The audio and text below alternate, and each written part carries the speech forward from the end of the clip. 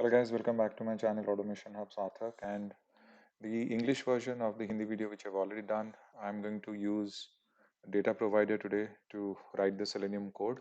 So let's not waste time and directly jump into the coding aspect. This package which I had created was for the Hindi video. Anyways, I'll just create one more for the English video because I have to maintain it. So I'll just write data-driven English testing, nothing much. So I'll just go ahead and create a class which I will write down as sample. And what I'm going to do is I will open this website tutorialsninja.com/demo. I have few usernames and passwords, approximately 4 of them. So what I'm going to do is I'm going to click on this. I'm going to click on login. I'm going to enter my username and password.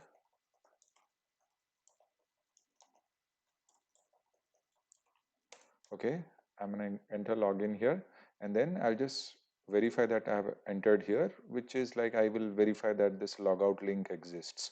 Only because you have logged in, you can log out. So I'll just verify this exists and nothing much. I'll just do a very small scenario. I'll not extend the video too much. So this is what I'm going to do. I'll be using 4 username and passwords and use DataProvider to pass the whole thing. This is the manual situation. I'll do this in the automation. So let's see how we can do that. I'll directly jump into the code. So I'll use this, plus since I'm using assertions, I generally prefer using soft assert. So I'll directly declare here.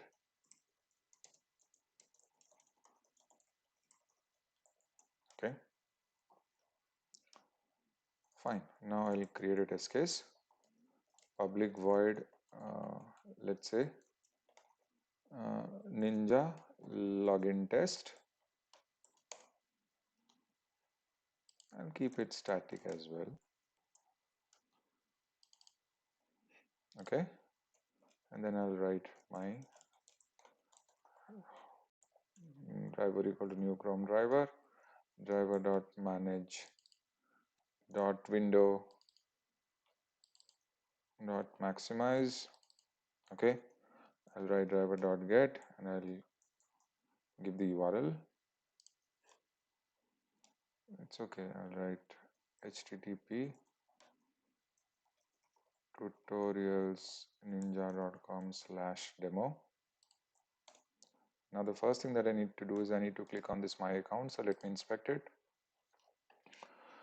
Okay, this my account is also falling under this anchor tag, which actually has a title and it is a link. So I can directly use driver.findElement by .link text, and I can use my account. Yeah, that is what it shows. .click. Then I have to click on this login. So I'll inspect login. Okay, this is also a link text and it has a text login. So I'll just copy this and change the value. And here I have to change login. Okay, good. Now once I'm here in the login page, I have to enter this email address. I'll inspect it. It is having an ID input email. So I'll directly use the ID driver.findElement by.id. I'll enter the ID value and I'll just write my username. As of now, I'm hard coding it. Once I use DataProvider, I'll fix it. Okay, I've used my email ID. Then let's see what the password text box has. It also has an ID input password. So I'll just copy it. Control C, Control V, and this one will be input password. Input password, and here I'll just hard code my password. Okay, then I'll see for this login button, I'll inspect it.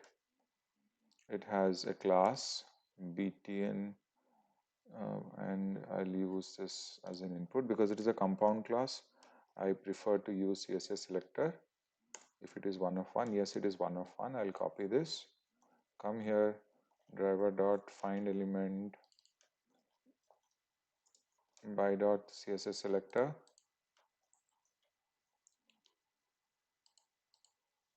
dot CLICK.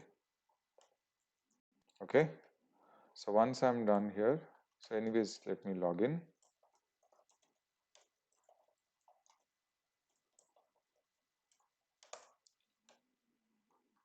So just select this logout link because I have to do the assertion. So this is also a link. So it has a text logout.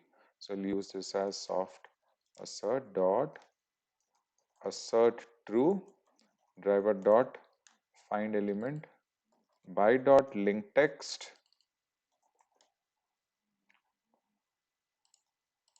dot is displayed, because if that is displayed, that means you have logged in.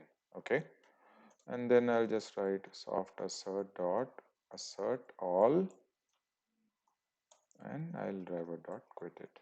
Okay, I'll close my browser. Now the thing is, let me just run this once, then I'll use data provider because I'm hard coding, I know that. I'll run it.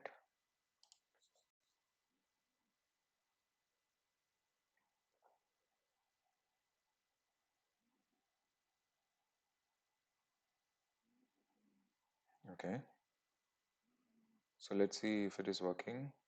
It's logging in, and yeah, it will quit the browser hopefully. Okay, there is some failure.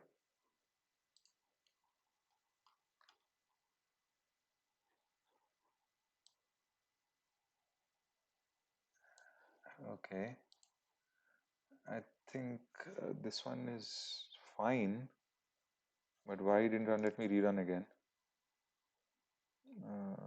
I think internet is having a problem because I did this with uh, Hindi video, it was working fine. So just a second guys, it should work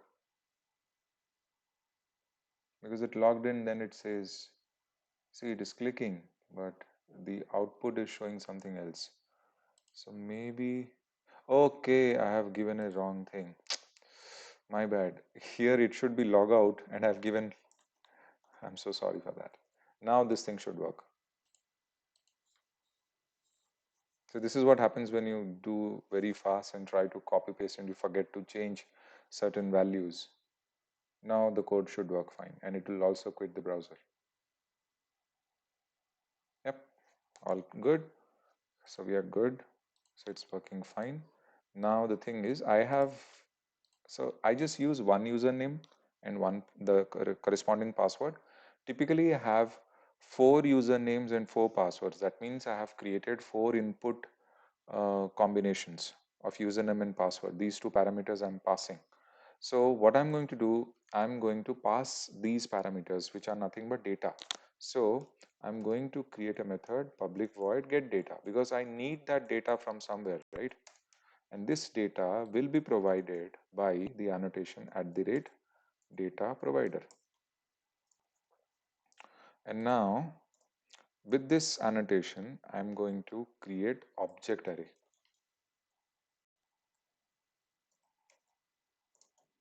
Okay, and I will pass the parameters here in the array.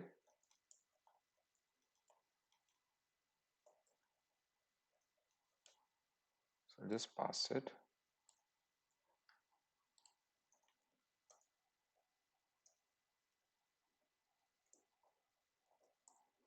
So this one is Selenium Panda 1, this one is Selenium Panda 2, this one is 3, but this one password is 4. So that's it.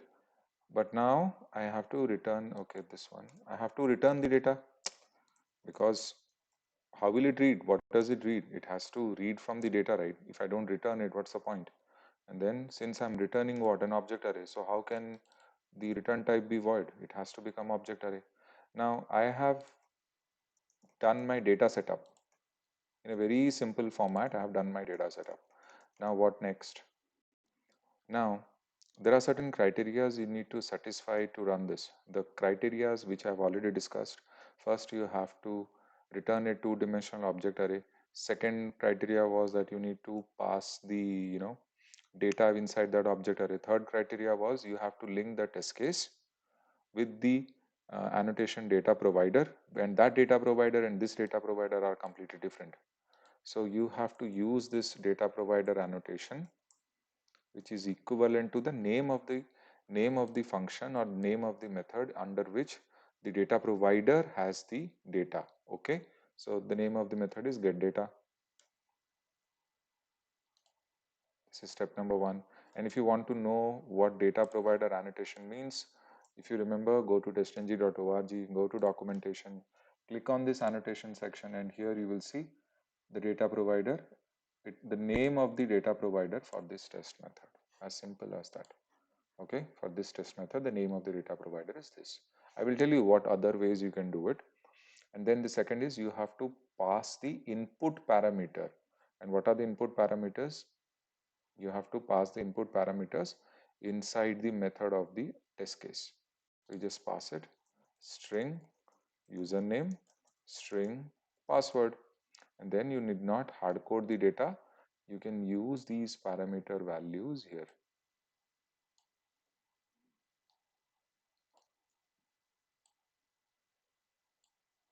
Simple. We are good. Now let's see.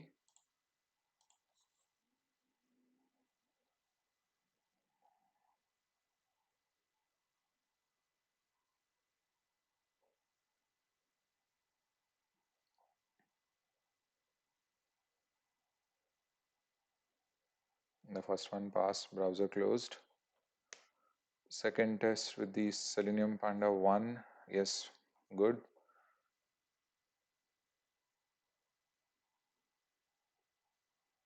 This one is also working fine. And the last one, yep, this one is also working fine. So test cases are working absolutely fine. All the 4 test cases successfully ran. See, all the 4 parameters are running perfectly. Test case is passed. Okay, so this is how you will use data provider. I will make more videos of different how to use data providers in a different class. Anyways, that video I have put, but I have not used the Selenium code for that. And then again, I'll make multiple data providers in that class and do all that stuff. And thank you so much for watching my videos, even though I have not been regular in making videos in YouTube. But thank you so much. Sathak here, signing off.